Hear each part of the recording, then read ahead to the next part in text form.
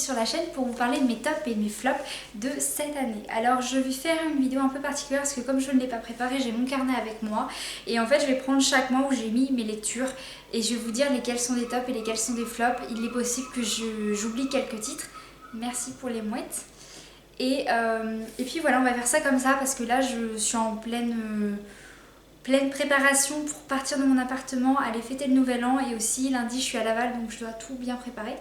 Et je vous filme cette vidéo que maintenant, vous en faites pas, vous l'aurez à temps, le programme est à jour. Il faut juste que je trouve le temps de la monter et tout ça. Alors on commence sans plus attendre, je n'ai pas encore calculé combien de livres j'avais lu parce que là je suis en train de lire le Harry Potter. Et clairement, comme je vais me poser cet après-midi, je pense que j'arriverai à le finir. Mais il va être fini pour cette année, le dernier Harry Potter. Donc voilà, il y aura celui-ci qui va se rajouter. Je ferai le cumul et je vous l'annoncerai plus tard. Alors en janvier j'ai lu 6 livres et parmi les 6, il y en a un vraiment que j'ai bien aimé. C'est le Harry Potter le tome 6 qui est Le Prince de Sang Mêlé, qui est juste ici. Je vais pas vous les montrer, je sais que j'en ai la plupart dans mes bibliothèques, mais je vous mettrai peut-être la couverture ici ou je verrai comment je vais faire. Et celui qui a vraiment fait un flop du coup, ça va être Reckless pour le coup, de Cornelia Funke.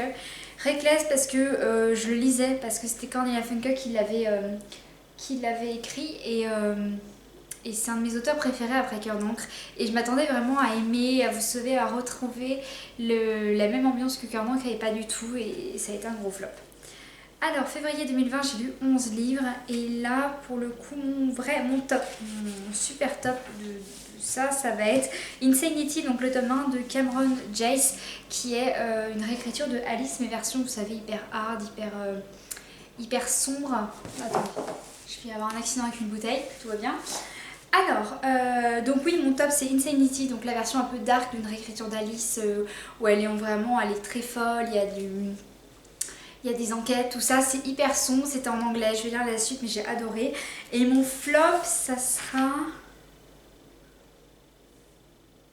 Il y en a un, je me rappelle même pas. Ah, ça doit être un service presse.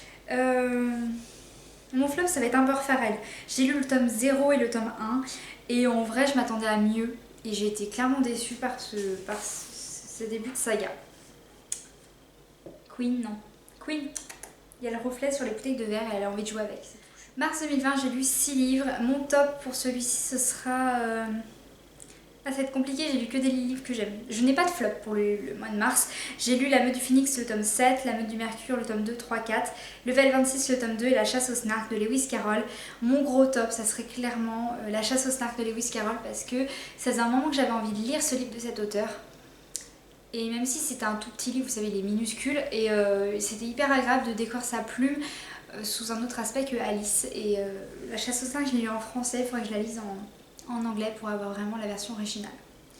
Ensuite, avril 2020, j'ai lu 15 livres et mon top de celui-ci, ça va être dur parce que j'en ai plein que j'ai bien aimé. Ça va être La Meute du Phénix, le tome 8, je pense. Le tome 8 étant le dernier tome en fait de La Meute du Phénix, donc c'est clairement mon top hein, sur lui, sur un de mes personnages préférés. Et mon flop pour ça... Mon flop, je dirais que ça sera Le Monde perdu de Crichton, même si je les ai tous bien aimés. Donc ouais, non, j'ai pas de flop. Parce que j'ai lu que des bons trucs en avril et au mois d'avril et j'ai bien aimé. Peut-être les services presse que j'ai lus en tant que juré littéraire, là il y aura des flops, mais je vais pas vous les dire. Parce que j'ai pas le droit. En mai, j'ai lu 4 livres. Et en tout, j'ai aucun flop là-dedans. Parce que c'est que aussi des classiques. J'ai lu Percy Jackson, Aurora Squad, Le Petit Prince, Un employé modèle.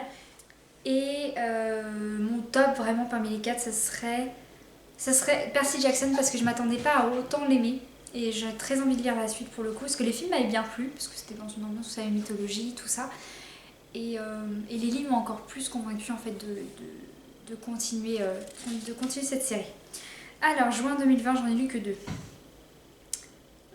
J'ai pas de flop. J'ai un top, ça va être la relecture d'Anita Blake, le tome 1. Voilà. 1 à, en fait j'en ai lu jusqu'à, j'ai dû en lire plein, donc en fait je me suis relu, j'ai pas lu que 2 livres en fait, j'en ai lu plus parce que j'ai mis tome 1A et j'ai pas dû mettre les autres lectures du mois de juin, j'ai pas eu le temps à mon avis, tant pis.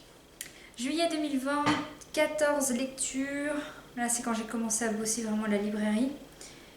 Alors mon flop, Ça va être le Moriarty de Takeuchi Ryosuke et Miyoshi Hikaru, qui est le manga, vous savez. Là, je m'attendais pas forcément à ça et ça m'a un peu déçue, mais j'ai quand même bien aimé l'histoire. Donc si je devais désigner un flop, ce serait lui. Et mon gros coup de cœur, là, mon top, c'est Les Contes Interdits Peter Pan. Parce que j'attendais tellement de le lire depuis un bon moment. Et il m'a pas du tout déçu. Je savais que ça allait être horrible. Je savais pas que ça allait être horrible à ce point-là. Et clairement, ça a été une très belle découverte. Août 2020, donc 10 lectures. Et là, mon flop.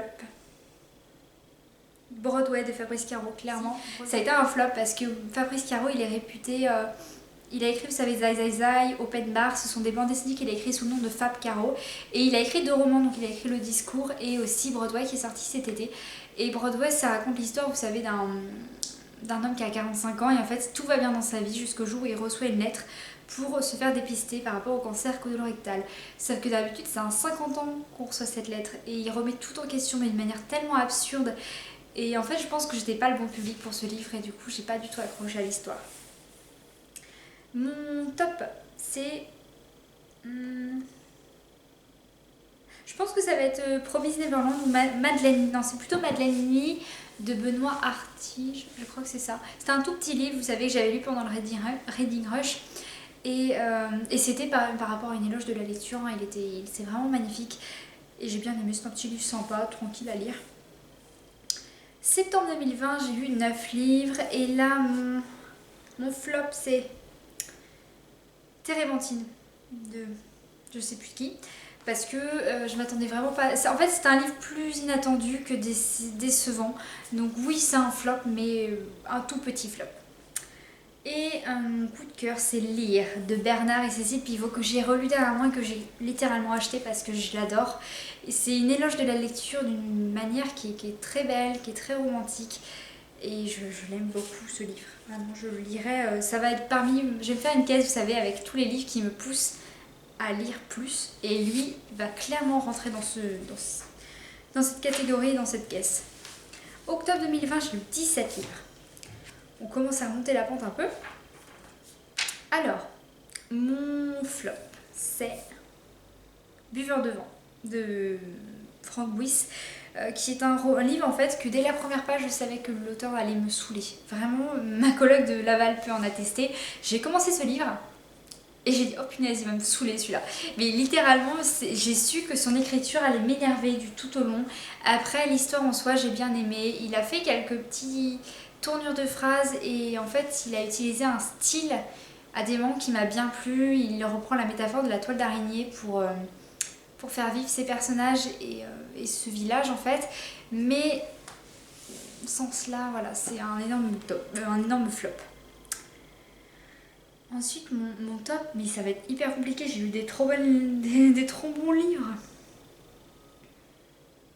Ben, je pense que ça va être quand même le livre emblématique du mois d'octobre, c'est Octobre, de Søren Sveistrup, qui est un polar qui commence justement le 1er octobre et ça se passe au Danemark, c'est hyper cocooning mais en même temps c'est hyper effrayant, c'est un peu ce style de mystère mais enfantin et horrifique aussi.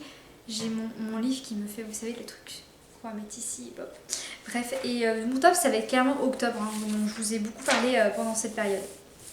Novembre 2020, alors mon flop ça va être Le Pont Buissonnier de... je sais que son prénom c'est Patrick mais je me rappelle jamais de son nom de famille, qui est un service presse que j'ai lu mais là du coup voilà, ça l'a pas fait, je suis désolée. Et mon top c'est clairement mon gros coup de cœur là, de cette année, c'est Souquan Island de David Van. J'ai un peu du mal à me dire que c'est mon gros coup de cœur parce qu'il y en a plein d'autres, ça aurait pu être mes coups de cœur. Mais pour moi les coups de cœur vraiment ça vous... Quand vous lisez ça vous a fait quelque chose de particulier et tous les livres ne peuvent pas faire ça. Et vraiment Swan Island c'est mon gros coup de cœur, donc on va mettre une petite série, je vais faire un top de plus parce que du coup c'est un immense coup de cœur. Le top on va dire du mois de novembre ce serait... il y en a beaucoup qui m'ont plu mais je pense que je vais vous parler surtout des Caves du Potala de Dai Seiji. Parce que c'est vraiment un livre, c'est pas un coup de cœur hein, parce que j'ai pas... il m'a pas fait que du bien, donc du coup je peux pas le mettre en coup de cœur. Mais il est pas lent en fait, du coup de cœur vraiment il m'a fait ressentir plein d'émotions différentes et c'était assez intense, du coup je le mets en top. Et pour ce mois-ci, le mois de décembre, j'ai lu quoi? Le flop de ce mois-ci, c'est quoi? Je dirais que c'est Arsène Lupin, vous savez, Gentleman Cambrioleur, le premier volume, parce que je voulais le tester comme ça s'écrivait facilement, ça se lisait facilement, mais je m'attendais quand même à autre chose, à retrouver ce petit frisson, vous savez, de l'aventure, de l'enquête, et pour le coup, je ne l'ai pas eu. Donc ouais, ça, je vais le mettre dans un tout petit flop, un minuscule. Et mon top, ce sera peut-être pas Harry Potter le tome 7, je pense pas, mais mon top ça va être Comme un roman de Daniel Pénac. Parce que c'est lui qui a fait, vous savez, les règles du lecteur, genre vous avez le droit de ne pas lire, vous avez le droit de sauter des pages, vous avez le droit de parler du livre, de ne pas parler du livre. Et en fait, il y a plein de règles comme ça. Et dans son livre, Comme un roman, il aborde, vous savez, ce rapport qu'on peut avoir avec la lecture et les mots en général quand on commence étant tout petit. Et j'ai bien aimé cette entrée en matière, ça m'a beaucoup touchée. Donc oui, le top, ce serait Comme un roman de Daniel Pénac. En tout, je ne sais pas combien de livres j'ai lus. Je calculerai ça à un autre moment. Non, elle n'est pas là, la chatte. Je calculerai ça à un autre moment. Je vous l'annoncerai, je ne sais pas où, peut-être sur ma page Facebook. Voilà. Je vais arrêter de filmer parce que là, en plus, la luminosité est en train de partir. J'ai encore plein de choses à faire, mais mon top et mes flops sont filmés. Par rapport au book haul, vous l'aurez peut-être un peu plus tard parce que je ne pense pas avoir le temps de vous le filmer avant ma reprise à Laval, donc vous l'aurez la semaine encore d'après. Voilà, le bêtisier va arriver, je suis assez contente de moi parce que j'ai pu retrouver pas mal de vidéos de cette année et je m'y suis prise assez tôt, donc il est prêt, donc ça c'est cool. Et puis voilà, je vous dis à bientôt et à l'année prochaine et encore une très bonne lecture.